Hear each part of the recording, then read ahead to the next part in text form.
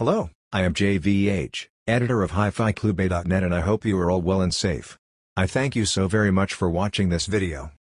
This is the text-to-speech version of my review of the Boulder 812 head-amp and digital-to-analog converter and streamer, for those who, for some reason, cannot read it or prefer to listen.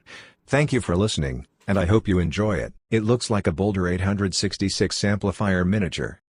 It has the same sloping front panel and what appears to be randomly mounted heatsinks on the side panels, giving it an accordion appearance. The 812 is more like a smaller concertina.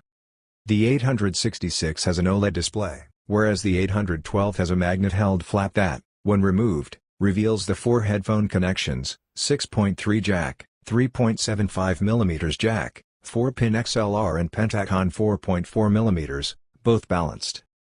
Put the flap back on when the headphones are not plugged in to prevent dust from accumulating on the connectors. The 812 has flywheel-type volume control and no remote, which is optional. 4 push buttons cover source selection, headphone and preamp mode, mute and power switching. The 812 is a preamplifier with analog inputs and outputs, all balanced, that can be configured for fixed output. A digital-to-analog converter with digital inputs, optical, coaxial, USB A and B. You can play files from NAS or USB drives. And it is also a streamer with an Ethernet input. Finally, it is a dedicated headphone amplifier. The 812 is compatible with Roon endpoint. It's also compatible with Bluetooth streaming and AirPlay, but I could not pair it with my Galaxy, so I did not test it. All functions can be used together or independently. For example, the preamp outputs can drive an external amplifier or a pair of powered speakers with balanced inputs. According to Boulder, 200 mW over 8 ohms and 80 mW over 600 ohms are enough to drive all known headphones. In my experience, it's not enough. However, the secret of the 812 is its ability to match the power to the impedance of any headphone automatically. As a result, I never felt a lack of power to drive even the most demanding headphones, particularly with high gain mode engaged. But do not use high gain with EMs. The Boulder app can only be used to select sources, set the initial and maximum volume, which is a good thing to protect your headphones and ears. You can also configure the digital-to-analog converter to a fixed output or perform input trimming. You can and should set the gain to high to make the planar magnetic headphones sing better. You can download other free and more user-friendly apps, such as mConnect Lite, which allows you to quickly access Tidal and Kobo without needing a computer. With Roon, the Boulder 812 plays PCM, DSD, DXD, and Tidal unfolded MQA.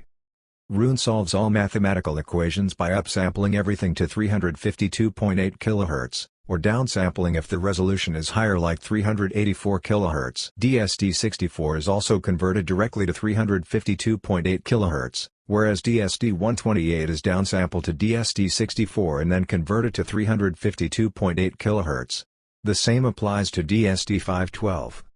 As soon as you start listening to music, you forget all the mathematical complexity involved in bit conversion. The sound is excellent with all types of headphones, dynamic and magnetic.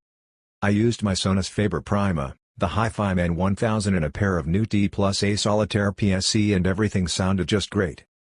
The sound is clean, informative, if not overly detailed, and dynamic, as if springing from the black silence of a warm and pure water fountain. The mid-range has a rich harmonic texture and conveys a sense of intense and saturated color, yet paradoxically it always sounds neutral, never overprocessed. Bass is dry, tight, solid, articulate, and well-defined in the best Boulder tradition, revealing the unique character of each headphone. The T Plus A Solitaire PSC are the ideal pair for the 812, as they have electrostatic accuracy despite being planar magnetics. The Boulder 812 might not be the most ergonomic of headamps, I grant you that. But the design is so original that it leaves no one indifferent, and the sound quality is disarmingly natural, you feel like listening to it non-stop. Unfortunately, the price is also disarmingly high, €10,900.